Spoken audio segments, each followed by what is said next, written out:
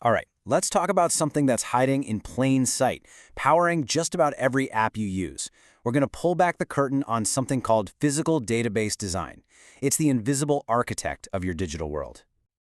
You've been there, right? You tap on an app and it's instant. It's snappy. It just works. But then you open another one and you're just staring at a loading wheel, wondering what's wrong. You might blame your Wi-Fi, maybe your phone, but what if the real reason is something much, much deeper? Yep, the secret is almost always tucked away in the database's blueprint. It's this final, critical design choice that makes an app feel like magic or a total slog. So let's dive in and see how it's done. You know what? To really get this, let's forget about code and databases for a second. I want you to imagine we're architects, and we're not building an app. We're designing a state-of-the-art, massive public library. Because that's really what physical design is. It's the moment where all the ideas and plans become real. It's deciding exactly where the shelves go, how the lighting works, and what the checkout system is like, all to make sure that when people show up, everything is fast, secure, and makes perfect sense. So, first things first. Before a single book can be put away, we have to actually build the bookshelves. This is step one, turning those abstract ideas about information into solid, physical structures inside our database. In our library, a bookshelf is basically a table in the database. We give it a name, like science fiction. Then we decide what info goes on that shelf, things like title and author. Now, the primary key, that's super important. Think of it like a unique serial number stamped inside every single book.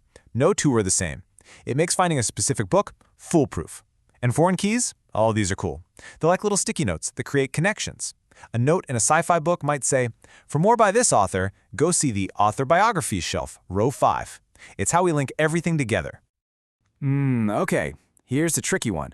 What if the library director wants a big digital sign right at the entrance that says, "Total books currently in library"? That number is always changing, right? So, do we pay someone to constantly run around and update the sign every few minutes? Or do we just make visitors ask the librarian, who then has to count all the books every single time? And this brings us to a classic designer's dilemma. Storing the result, that's our digital sign, is crazy fast for visitors to look at, but it's a huge pain to keep updated. On the other hand, calculating it on demand, asking our poor librarian to do a recount, is always 100% accurate, but it makes the visitor wait. There's no single right answer. Designers have to constantly make these trade-offs between speed and accuracy. Okay, so we've got our bookshelves built. They're organized. But now, how does anyone actually find a specific book? I mean, a library with 1 million books is pretty useless if you're just wandering around hoping to get lucky. We need a system. We need the modern version of a card catalog. Seriously, just imagine trying to find one specific sentence in one book in that entire library with no guide at all. It's impossible. Databases face the exact same problem. They need a shortcut, a cheat sheet. And that shortcut is called an index. It's brilliant. It's a separate, tiny, super organized list that doesn't hold the data itself. Instead, it holds a pointer that says, the book you want, it's on that shelf, in that row, right there. It allows the system to skip all the pointless searching and jump directly to the answer. It's what makes searching feel instant.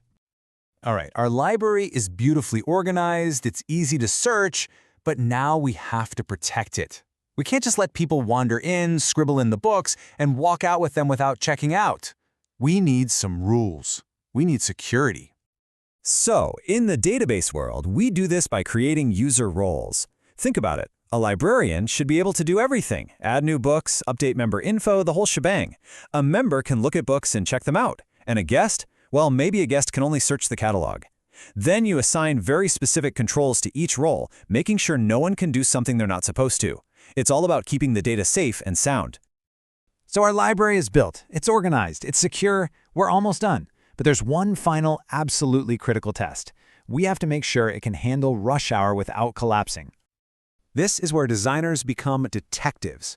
They perform something called transaction analysis. They study how people are actually going to use the library. What are the most common things people do? What are the busiest times? That Saturday afternoon chaos? They need to anticipate the stress points so the whole system doesn't grind to a halt when it's needed most. And they use tools like this matrix to see where the traffic is going to go.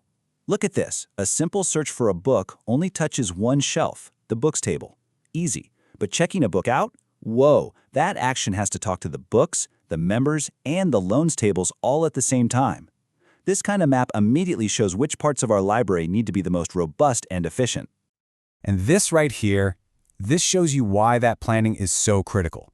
The demand on our library, our database, is 6 times higher on a Saturday than on a quiet Tuesday. The physical design has to be strong enough to make that Saturday afternoon rush feel just as effortless as a calm Tuesday morning. So you see, from building the shelves and creating the card catalog to hiring security and planning for rush hour, all of this invisible work, this art, is what makes the difference. It's what makes our digital lives feel smooth, fast, and completely effortless. So the next time you use an app and it just works perfectly, flawlessly, take a second. And maybe you'll think about that invisible library humming along behind the scenes and the digital librarian who designed it just right.